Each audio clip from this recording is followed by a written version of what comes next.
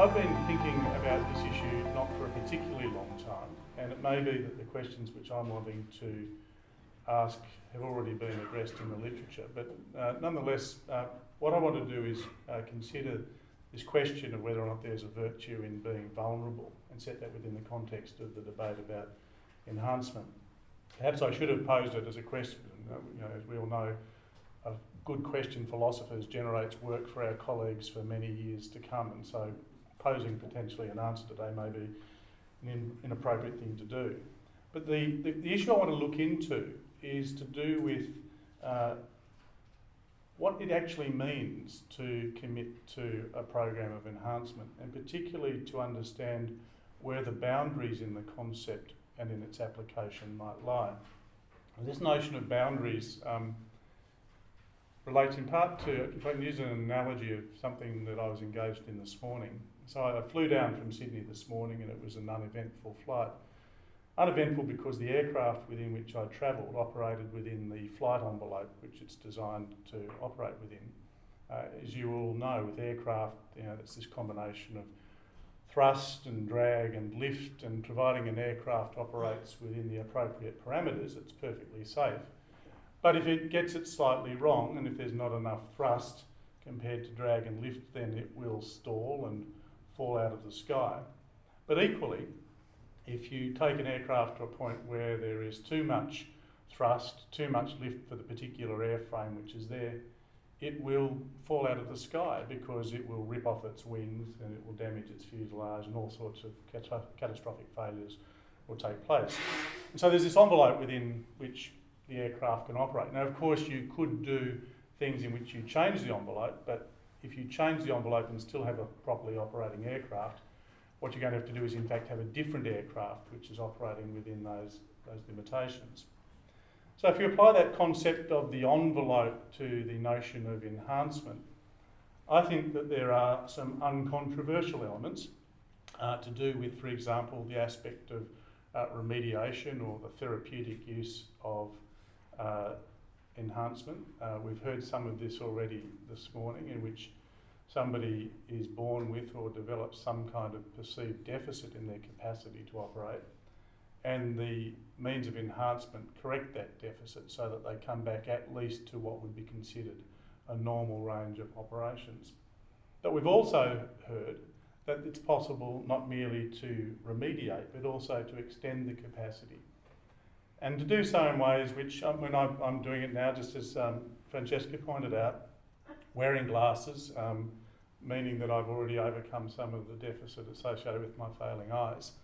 But we can imagine either using external forms of technology like night vision goggles or the use of binoculars, a whole range of ways in which the nature of the thing as it is in itself, in this case the eye, is merely extended in some remarkable way. Now, whether or not this is part of some kind of exoskeletal addition, like my glasses, or whether it's incorporated through bionics into my body, in a sense doesn't matter so much at that point. It's merely to recognise that we could do that. Now, I think in that concept of the thing as it is in itself, there might be something worth exploring. What do we make, for example, of the role that the eye plays, almost some kind of telos that we might attach to the eye for seeing or some other body part in relation to this. But also you can ask that question not just about the parts, limbs, organs and other things that make up a human being. We might also ask about the whole, the human itself. Because at the other end of the envelope, if we think of, stalling and falling out of the sky, the equivalent there being in some sense disabled, if we can think of this broad area of normal operations that exists within the envelope, allowing for moments of extension, there's also a point where you might go beyond this, in which the thing is no longer still itself, where the effect of enhancement is in a sense to move to a point of transformation or even transcendence, where you have so changed the nature of the thing that it's no longer recognisably itself. And I want to ask about that. That's the area in which I want to do some thinking. But in order to do that, I think we've got to get much clearer about what is the actual purpose, the defined purpose for which enhancement's been introduced. And one of the most common descriptions of the purpose of enhancement, which I've come across, it's not perhaps everywhere, but it's quite common, is this notion about using enhancement in order to improve human well-being. As a very broad concept, this notion of human well-being. And so that gives rise to a series of questions as to what human well-being would actually look like. What, if anything, might be particularly distinctive about human well-being as opposed to the well-being of other creatures, cow well-being or frog well-being or things of that kind. Well, for my mind, I think although we cannot be sure that we are the only form of being that has this capacity, we are at least sure that in the case of human being, we have a distinctive capacity which is, I'd describe this ethical sense, an ability to transcend instinct and desire and to make conscious ethical choices. And in doing so, I'd argue that this requires us to have a certain kind of openness to others, if you like, a certain kind of vulnerability that comes with being open to others. Now, there's various ways that you might explore that argument about a requirement to be open. You could say, as it's been argued in some places, that it's actually necessary to be open to others and in that sense to have a measure of vulnerability, because without doing so, you fall into the kind of problem that Wittgenstein talked about in relation to private languages, that we'd be unable to have any kind of stability when using concepts around notions of good or evil, right or wrong, unless we can find at least one other person with whom we can have intersubjective agreement. And the only way in which we can achieve that intersubjective agreement is if we are open to them to the point that we can take them entirely seriously when they make their own claims as to what is good or evil, right or wrong. So this notion of being open as being a precondition for exercising that attribute, which I think is so distinctive of our form of being, human being, is an important first step in terms of why we might wish to start thinking about maintaining our vulnerability. And I'll come back to this a little bit later on. But I think the area that really got me thinking about this was not so much initially in terms of ethical arguments, but in the associated area of politics. As we sort of all know, if you go back to sort of Aristotle's Ethics and his Politics, they're really meant to be read as two sides of the same coin, one about the good life for the individual, the other to do with the good life for a society. And that whole question about how we go about making judgments in relation to politics seems to me to have some bearing on this notion of vulnerability. Because if you think about the way in which political structures are grounded, and there's various, there's so many different narratives around this, I won't canvass them all, but there are three sort of major lines that you can take. One is the idea that politics for human beings as social creatures, in terms of how we structure our sociability, is born out of a kind of necessity, that we just have to have relationships with each other of interdependence. Otherwise, we don't survive. And it's interesting that at least in a number of Indigenous languages in Australia, you'll look at those languages and there is no word for please and there's no word for thank you. The basic assumption is that every relationship is one of interdependence, defined by kinship, reciprocal obligations, and as a matter of right, for the good of all, you can depend upon certain goods being provided to you without actually having to ask for them.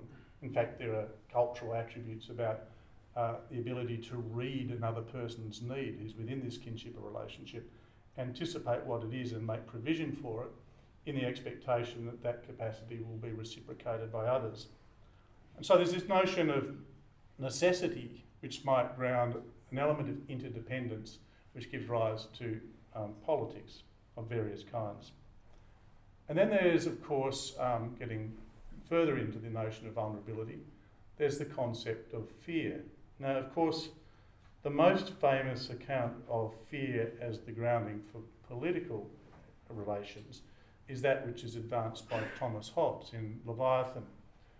We know there that really he is this radically egalitarian. He doesn't really believe that human beings, in terms of their physical or mental capacities, are so different from each other that they should be distinguished in any lasting way.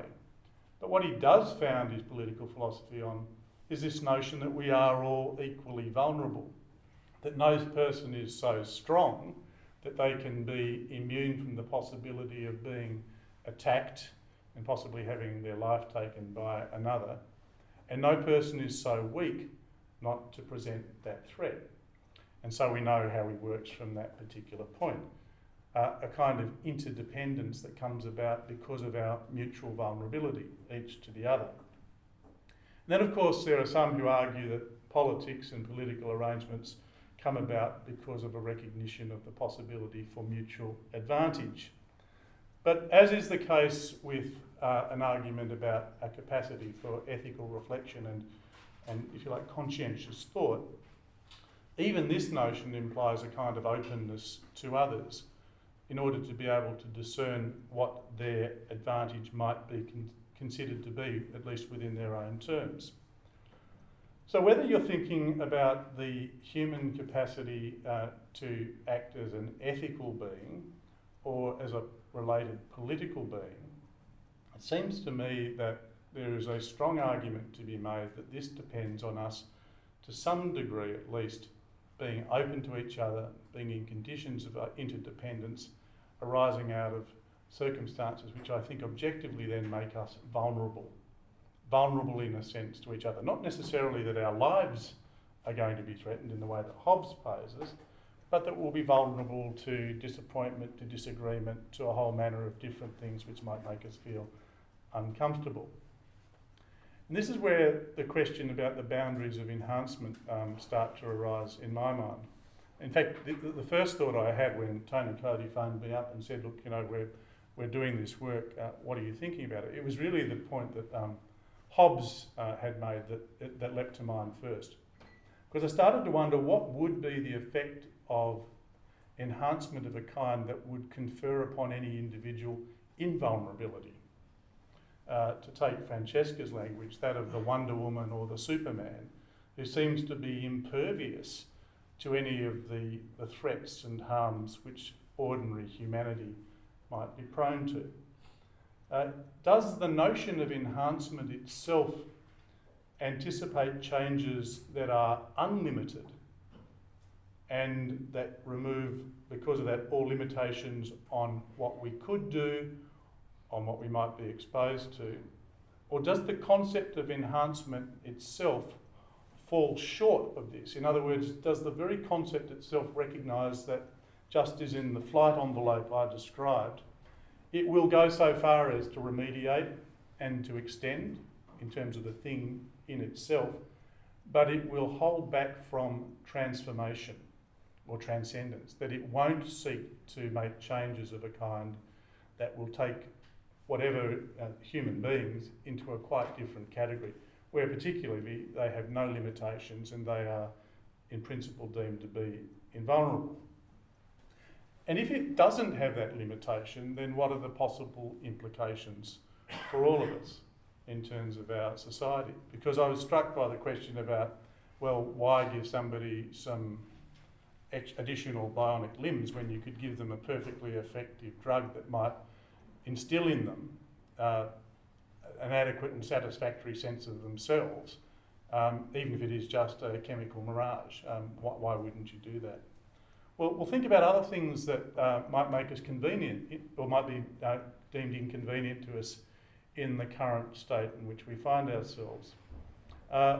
Would we, for example, for a person who is troubled by the difficulties that come with the uncertainty of circumstances when we live a kind of ethical life, where there are some issues where in principle there is no right answer, where values can compete with each other with equal strength in opposite directions, and there's no algorithm, there's no religion, there's no philosophy I know that will completely iron out that fact. You're left in radical conditions of uncertainty.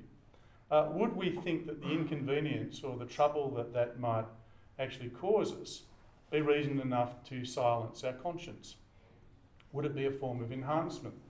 That if we could bring ourselves no longer to be vulnerable to the dictates of our own conscience, as I say, and the uncertainty that it brings. It's interesting, I was looking yesterday just at the frontispiece from Hobbes' Leviathan, and I'd never really looked much beyond that image at the top with the king's head on the body of the people. But if you look down the various sides there, on one side, in a prominent place, he's actually got the word dilemma and a couple of horns there as part of what he's describing as a situation he's hoping to address. Would we move towards a position of ethical egoism, in which in our invulnerable state we would have regard only for ourselves and not for any other person? Would we foresee in conditions of invulnerability that this would be an opportunity for unrestrained appetite, including an unrestrained appetite for power, not just power within our own sphere, but power over others? I remember a wonderful statement by Michael Ignatieff in terms of the profession of arms, where he observes that the difference between the warrior and the barbarian is ethical restraint. Well, why, in circumstances of being impervious to the effects of others, would you actually exercise any ethical restraint? Indeed, why would there be any kind of empathetic engagement at all required with other people? And is in fact one of the points about being vulnerable, in the sense I'm talking about, that our capacity to experience some pain, some disappointment, some regret are all key elements that allow us to relate to each other in the human dimension. As I say, that's what makes empathy possible. Because, as I noted before, to be open is to be exposed and to be vulnerable. And the issue then is, well, to what do we think is a tolerable degree of that vulnerability in order to maintain what is distinctive about our humanity and not cross that line from remediation and extension to a point of transformation or transcendence. Now, I hope you can see then that the general point of the question that I'm posing about enhancement, it's as much as anything else an internal question for what we mean by this, as it is an issue about observations about the human condition. Now, I think there could be a number of objections, obviously, to what I'm questioning. First of all, why wouldn't it be possible for there to be ethical restraint, even if I was in a position of, Francesca Superman, if I was no longer vulnerable? Why might I not engage in some act of moral imagination that puts me into the shoes of other people, at least to some degree, and gives me reasons to relate to them on that basis? Why might I not simply cooperate as a matter of will or choice? And the third objection might be, well, actually this is a fanciful proposition because no amount of human enhancement will ever allow us really, truly to escape some degree of vulnerability. And so let's not imagine ourselves into that place because it's simply not going to happen. Well, I think the issues about moral imagination and whether ethical restraint can be brought about that even in conditions of invulnerability, again sort of require this primary requirement to be open to others.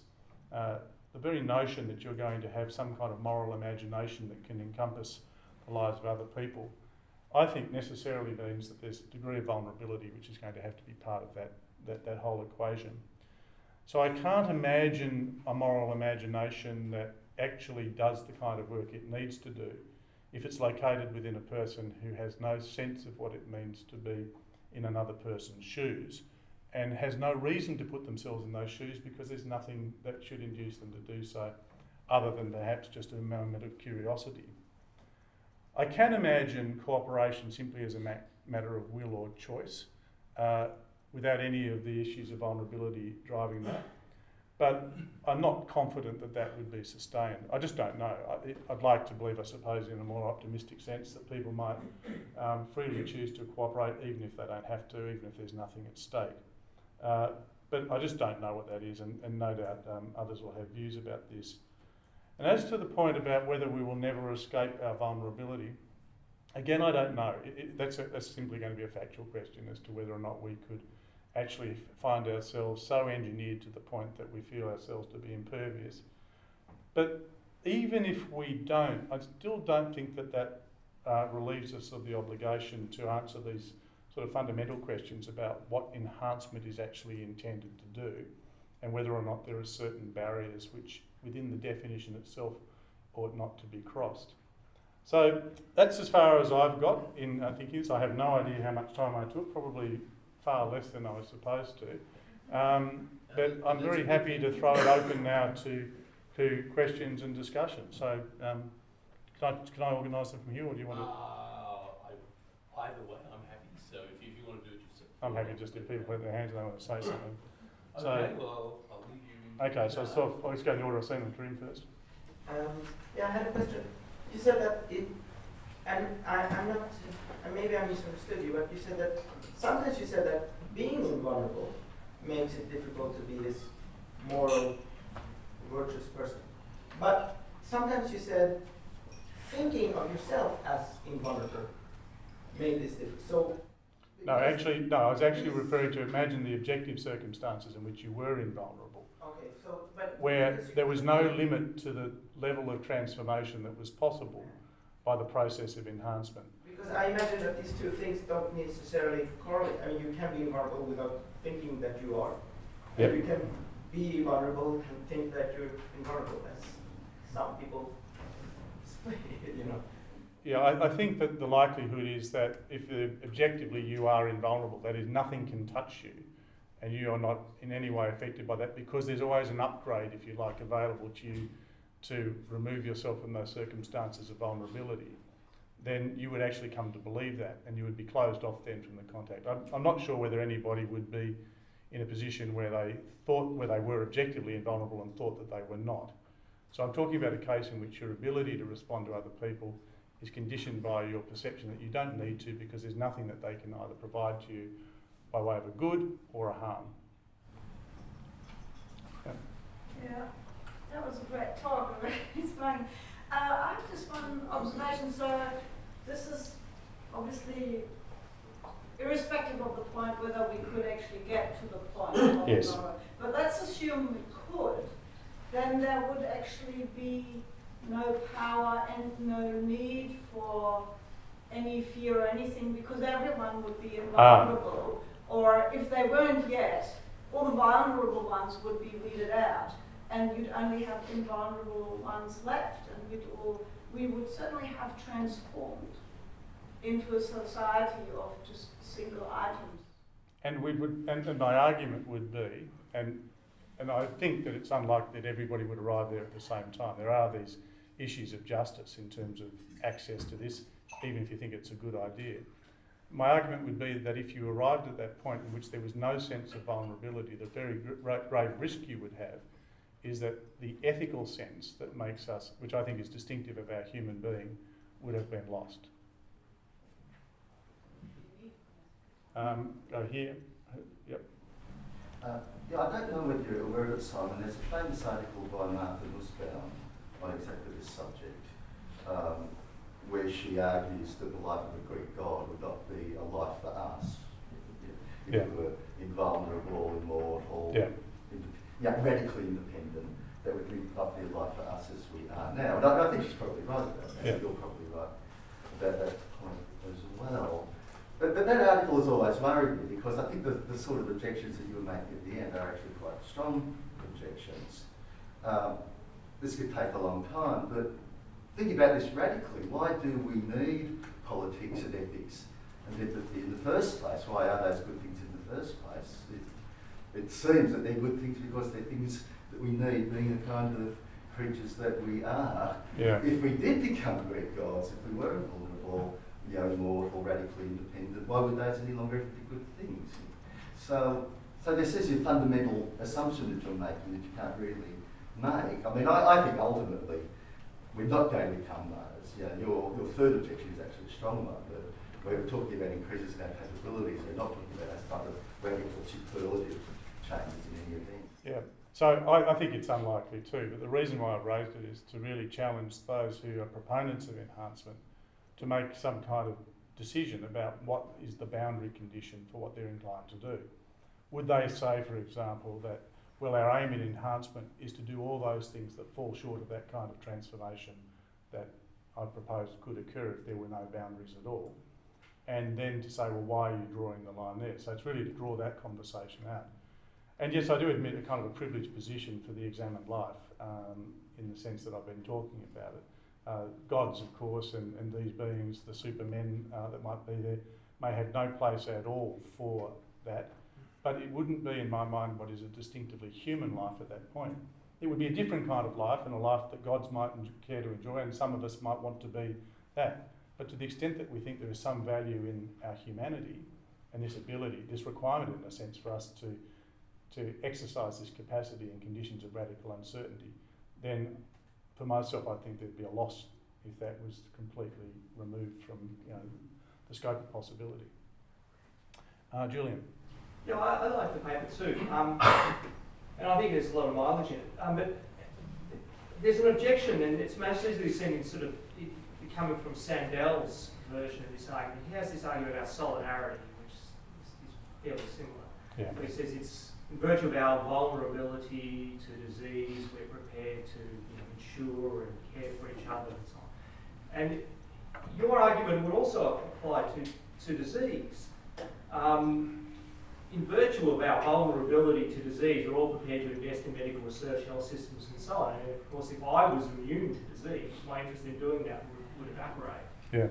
And let's, the kind of programs in Australia push ahead. Tony Abbott has the possibility of eradicating all disease in Australia.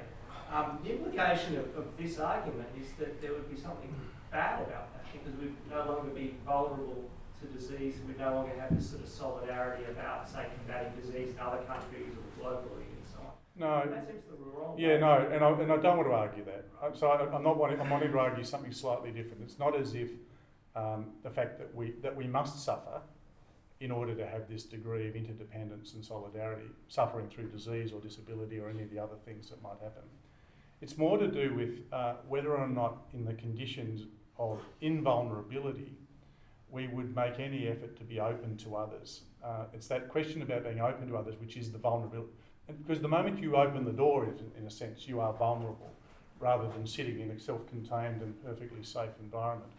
So it's the capacity to have that I'm more interested in than saying that you actually have to go for and therefore suffer. Your argument seems to presuppose a necessary connection between empathy and vulnerability that is not at all obvious. So, for example, what I would say is we need moral enhancement to improve people's empathy. There's a lot of people who aren't empathetic and are vulnerable. So why should we tie empathy to vulnerability? Okay, because not in the sense in which because you have suffered the same kind of hurt or harm as another, but in a sense so it goes back to some of the issue around private language arguments in intersubjective agreement, particularly in ethics. For me to understand something that you say is good, let's suppose that just the two of us want to agree on some kind of stable meaning as to what certain moral terms mean, in terms of we'll say this is good or that is bad, then for me to be able to, and for both of us to be able to do this, we must be genuinely open to the view that the other holds as to what they mean. If I can't make that connection, then there's no intersubjective agreement, and we've got this slippery kind of language that could be changing with every second. And that openness itself is to be vulnerable. It's to be open to another person's point of view, their experience and all the other things.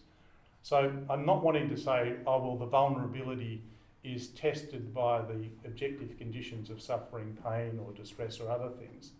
It's not quite that Sandel argument. It's a different notion about what it is to be open and therefore what it means to be vulnerable because of that openness. Yep. I'll come back at this end in a minute. I was kind of picking up on that a little bit. So you can think of vulnerability, you can think of as just straight vulnerable to being hurt by others, being harmed by others, and that. But I take it, so that's not exactly what you're talking about. You're talking about a kind of social vulnerability. To be open to is to be so vulnerable. You experience to be vulnerable is so far as you experience as other people's travails as your own and this kind of thing.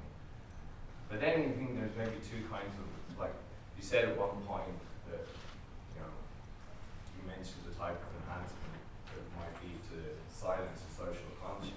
Any kind of conscience, because it's difficult. Tie in with the former type of vulnerability. But in terms of, if we're thinking of enhancement with respect to sort of enhancing the physical capacity and that kind of thing, it's not obvious to me that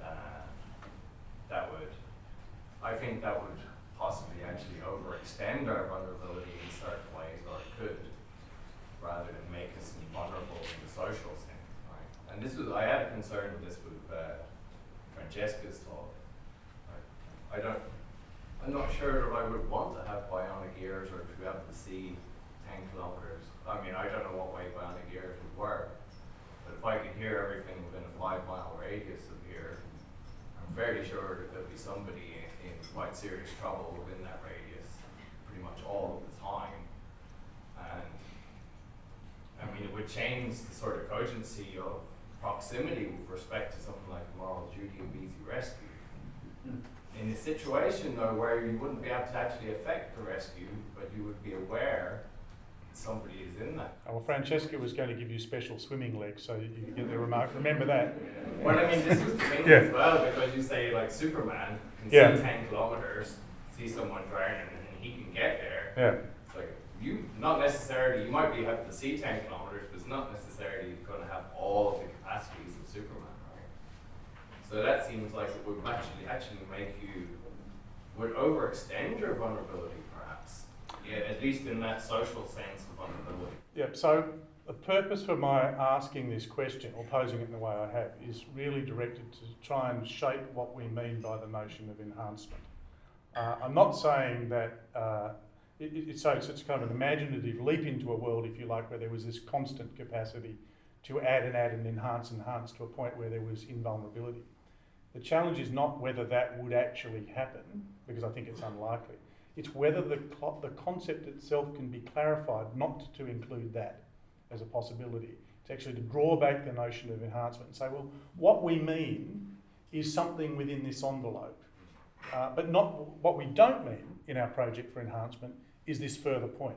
And we don't mean it because it has these sorts of effects, which I've suggested, albeit briefly, I know, could affect our ethical sense, which I think is tied very much to our humanity, our politics and the reasons for that, because we can imagine a world in which the effect of that, if it's taken without any limitation, would close down all sorts of possibilities for how we would actually relate to each other. That's the point of the question. I very much agree with your line of thought, Yeah.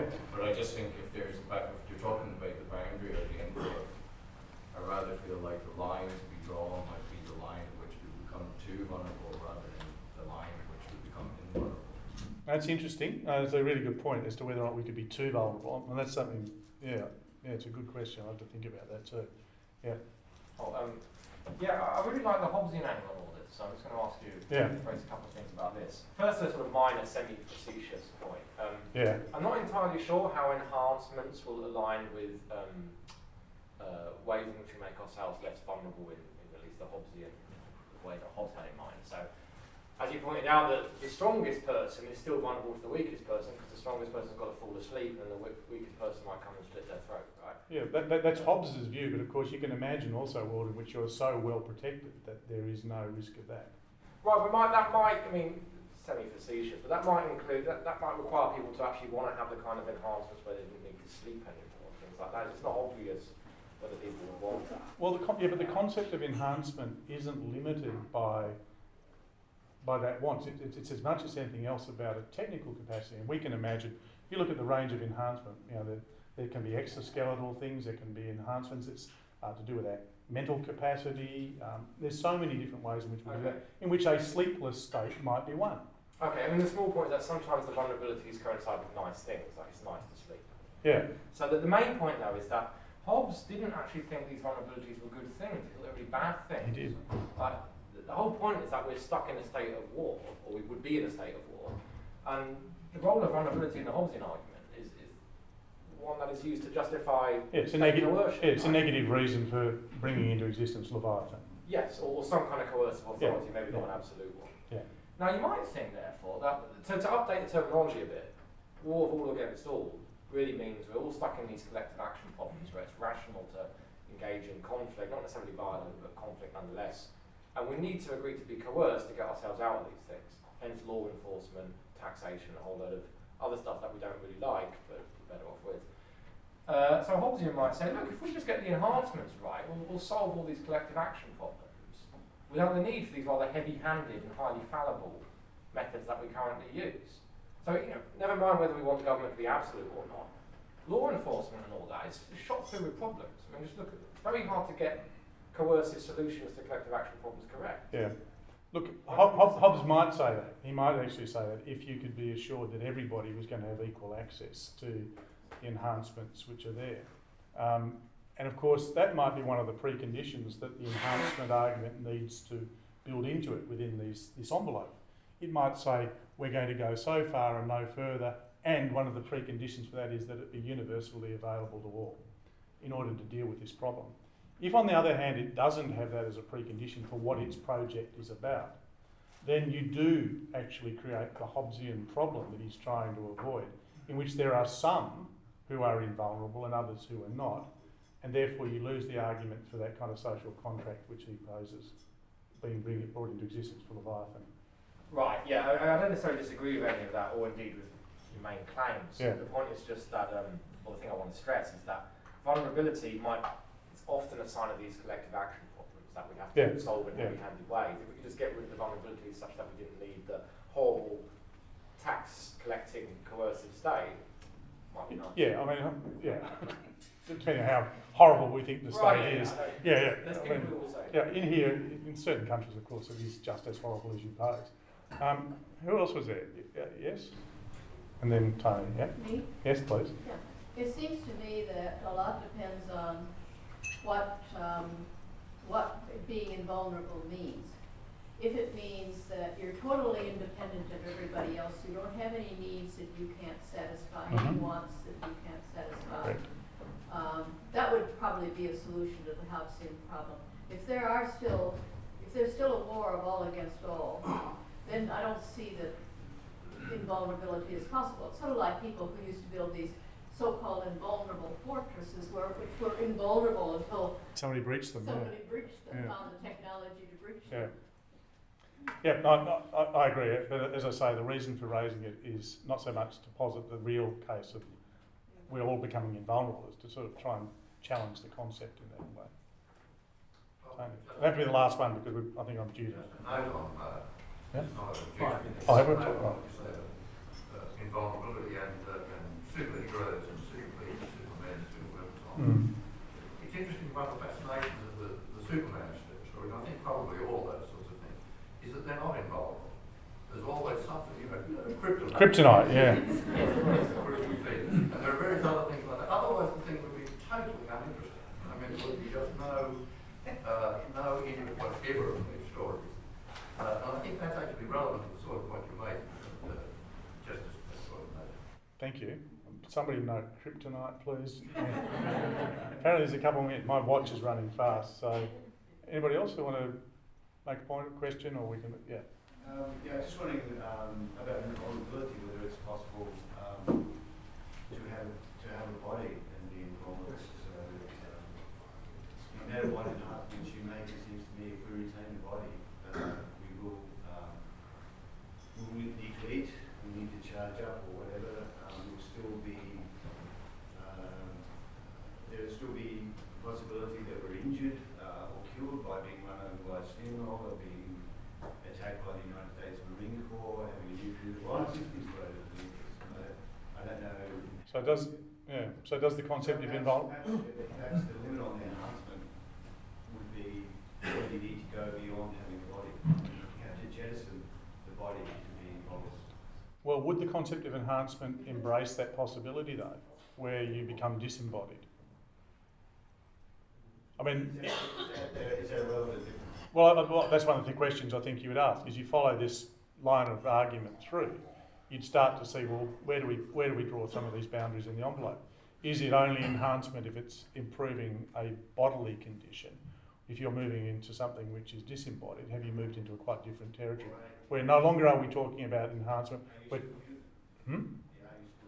Are you still human? But I mean, it seems to me that at that point you're getting very close to the transformation transcendence line, if not sometime early before. Francesca?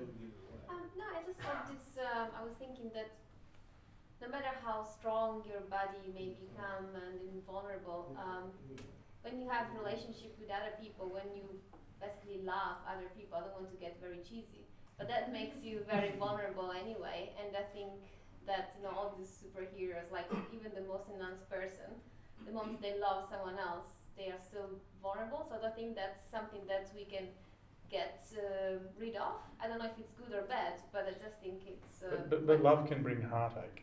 It can bring distress as much as a wonderful thing. Indeed. And yeah. one of the possibilities in the enhancement is that you might see enhancement as something which eliminates all of the sources of discomfort and distress. So you might consider, if somebody proposed, well, look, you know, you can have pleasure, but you don't have to have any love or any of the grief of a broken heart or other things like that. Some people might say, give me that. You know, that's what I would consider to be an enhancement. Now, once you start, in other words, another element of vulnerability is closed down in that model of enhancement. Unless we think enhancement is something that falls short of doing that. Well, I mean, in some sense that's available. Like I wrote a paper about using paracetamol to overcome heartbreak, and I think it would be a good thing. But is that right? Yeah, you can use paracetamol. It works. I love the paracetamol, but no. I wish I could have when I was young. But still, like I'm not sure you want to, or people would actually, you know, get rid of all the heartache or yeah, know, but the fact that you know the people so somebody proposed to you that their model of enhancement was going to be the equivalent, a really advanced form of paracetamol. In other words, the ability to feel emotionally, to feel love or distress or things, is going to be turned off. But we have a lot of drugs that work like that, but people don't want to use them because they don't make them feel alive. But should it be offered as an enhancement option? I think it should if people want to. But then I don't think people would actually choose that. Okay, I think it's time. So what I'll do is, if you want people to chat about it later, we can do that outside of this. Thank you very much. Thank you.